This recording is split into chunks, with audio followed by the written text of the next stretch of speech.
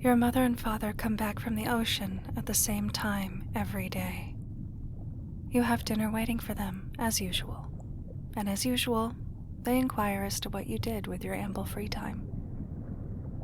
Oh, I cleaned and went walking, you say.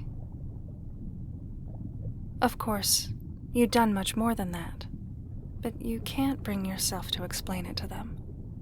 Not when your father wants to start complaining about how wrinkled his hands and feet get from spending all day in the seawater. Then, talking over him, your mother laments how she longs to spend more time on land like some of her bosses. They have houses on the beach because they say they love their time at work and can't stand to be too far away from the water. But all their employees know it's just to show off their wealth. She speaks of her coworkers and the gossip around the reef where she works as she checks her gills in the vanity mirror for any leftover sand.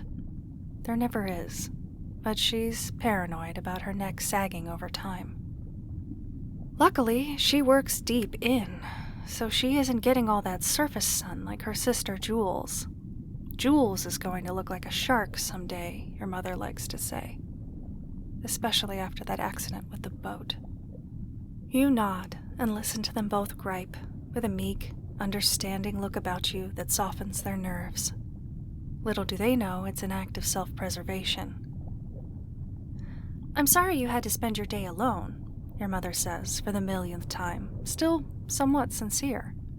You dread the moment when that note of care finally vanishes. You too are sorry about being alone as you touch the spot where your own gills should have been. You think about the good you could do out there in the water with everyone else. Cleaning reefs, harvesting fish, mining sand, collecting teeth. Cataloging species, that's what your friend Thomas does for 9 or 10 hours a day. How interesting, you think. But still shudder at the very idea of that much time spent submerged, surrounded by waves. Deep, lost, under, trapped, lost, lying, heavy, trying, hiding, drowning, dying. So, your dad coughs to get your attention as your mind wanders. Jerry has an opening in the choral department. I gave him your number.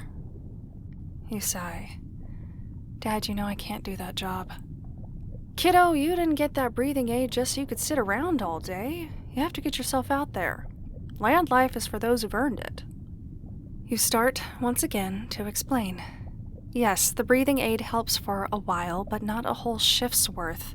I get maybe 1 hour under, 2 tops before I'd have to come up for air, and then once that runs out, even with the work I've done on my lungs, I'd have to surface every 5 to 10 minutes. Who would hire someone like that? I wouldn't. It'd be a liability and a half. Your argument is flawless and ultimately futile.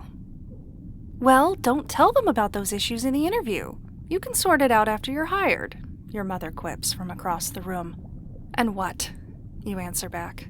Just withhold the fact that I'm drowning on the job every day? Your parents scoff. Don't be so dramatic, your father says. Maybe you just need the time to learn to breathe underwater like everybody else. You've got a good, strong frame. It was difficult for me when I started full-time, much younger than you, I might add, but I worked my way through it over a couple months. You have to figure it out. My body doesn't function that way, Dad. Don't you remember having to pull me out of the water during that summer internship? I was dying right there in front of everyone, and no one believed me until I started turning blue. That was me trying to figure it out. That was you working yourself up. Your buddy Joey, the one with the deformed filaments, made it through the whole orientation no problem because he was determined to. Look at him now. He's running that section of the reef, your father says. Deformed or not, Joey has gills. He can breathe down there. I can't. I don't even have the capacity to try. You wish you had the same problems as everyone else, because gallows humor must be better than this suspended, shameful isolation. Looking out on the busy streets of people returning home from the sea, part of you hopes they would all start to drown one day. Just a little. to finally know what it was like for you to be trapped in this fearful, maladjusted body that never ceased to be both an embarrassing burden and your one claim to uniqueness. As your father continues to talk at you, your mother disappears to change into her land clothes, like the ones you get to wear most of the day. You still don casual swimwear each evening before they return, however, to blend in. And sometimes, you even drench yourself in the shower as to pass unnoticed under their critical, bitter eyes. That method didn't work today, unfortunately. You are a nail to be hammered down, even with your hair as wet as theirs.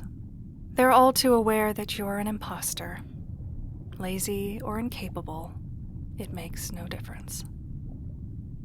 You know we love you very much, your mother says as she sweeps back into the room. We just want to see a little effort on your part. That's all. Expenses for 3 people are pretty high. You think of all the meals you've skipped to try to save them money.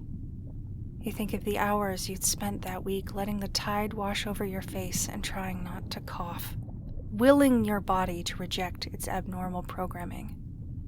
Yet you say nothing, because that's what it would mean to them. And for them it is nothing to earn a living, to exist on both land and sea. You can't help but be envious of the strength they don't know they have. If Jerry calls, can you at least talk to him? Your dad says, thinking himself very understanding yet firm. Jerry's flexible. Heck, he hires guys unlike you who can barely swim. Yes, Dad, you say, angry at fate for giving you the build of a natural swimmer. So much potential, everyone says. But no one overlooks disabilities like yours forever. The sighs and the rolled eyes always creep in. The game is seeing how long it takes before the thrill they get from being inclusive gives way to feeling put out, and they put you out with the rest of the garbage. The evening barely spent, you start down the hallway, eager to escape this repetitive conversation and churning dread. They can't conceive of not being able to breathe underwater, and all the implications therein. Annoying and frustrating, but you can't hold it against them. They just don't understand, and mundane, everyday life has a way of carving away at tolerance. I'm going to bed early, you say over your shoulder. I'm exhausted. From doing what? Your father mumbles, and you pretend not to hear. If only you'd been born missing your ears instead of your gills. In the comfort of your room, you can finally breathe easily. You spend some time looking through your phone. Your background is a picture of the sun as seen from the deep sands. Just a faraway splotch rippled by water, a common but unfamiliar sight. You scratch at your smooth neck and hide under your covers until your mother pokes her head into your room. Your father means well, she whispers. Your great-grandmother didn't have gills either.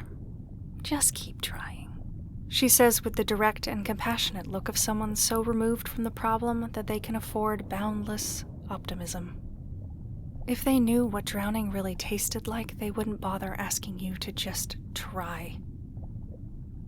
Your headphones are in place before she even leaves the room. Your habitual playlist is a collection of underwater sounds and whale calls. Its purpose is desensitization, and it is both self-prescribed and, so far, ineffective. On the edge of sleep's escape, you wonder if tomorrow you will finally be discouraged enough to gulp the ocean down into your inefficient lungs and shock some understanding into the masses when your body washes ashore. Then again, they will always find some excuse to keep from opening their minds and admitting their prejudice. And your mother would cry. But even so, maybe tomorrow.